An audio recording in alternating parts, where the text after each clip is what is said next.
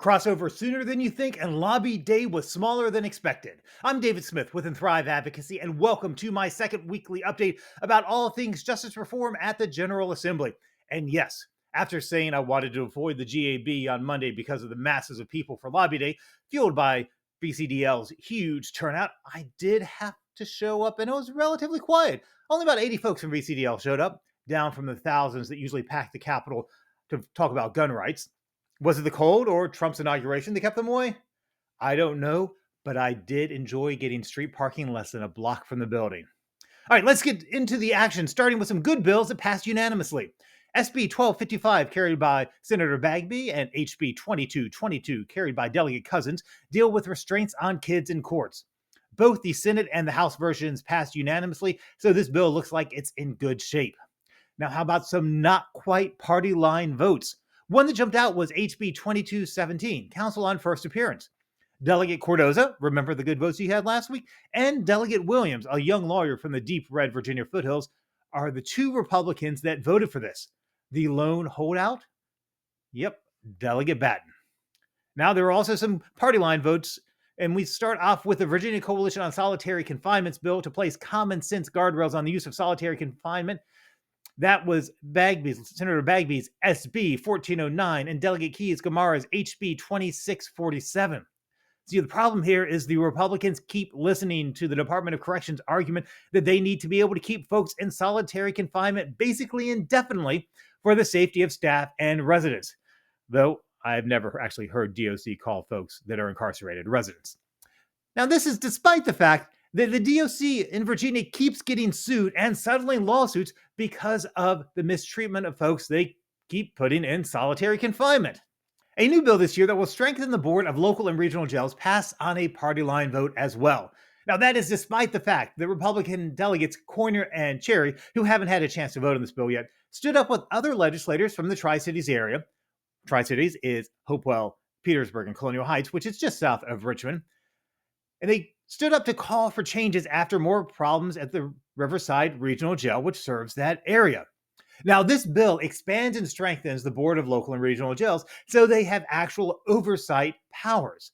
Now, how important is oversight? Let me tell you a quick story.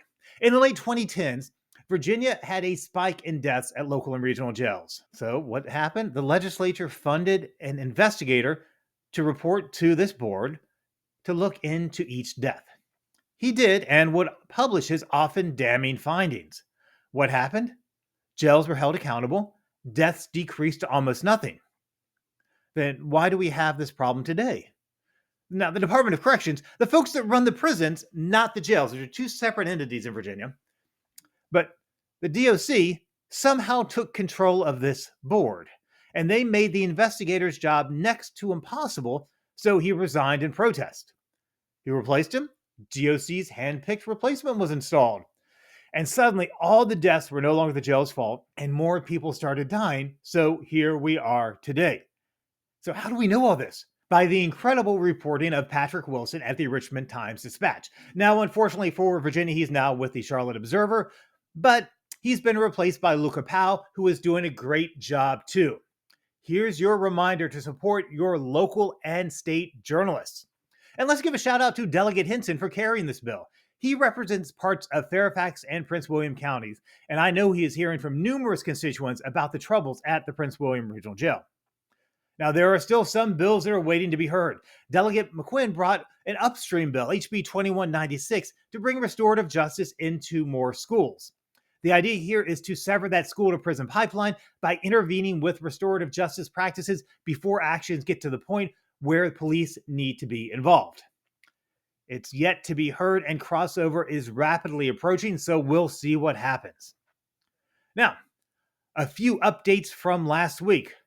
First up, HB 1661. This is universal minimum payments for fines and fees. It passed the House Appropriations with only one no vote, so that one looks like it's set for some smooth sailing. HB 1665, that's itemized statements on fines and fees, passed the House 88-7.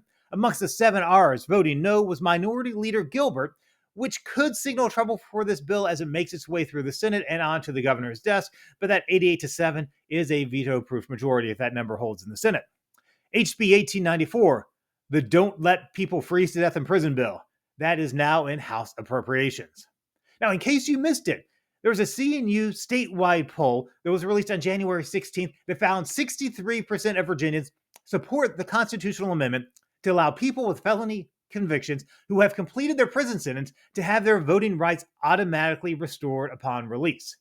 Now, this resolution passed on a party line vote this year and will have to be voted on again next year in order to head to the ballot to become enshrined in the Virginia Constitution. Finally, February 4th is crossover day. That's the day that all bills have to have been passed and sent to the other chamber. Because bills in Virginia have to be read 3 times from their chamber floor, that means that in reality, all bills have to have made it out of committee through the money committees by Friday, January 31st. Will leadership do things like 2 readings in a day or hold weekend votes? Sure.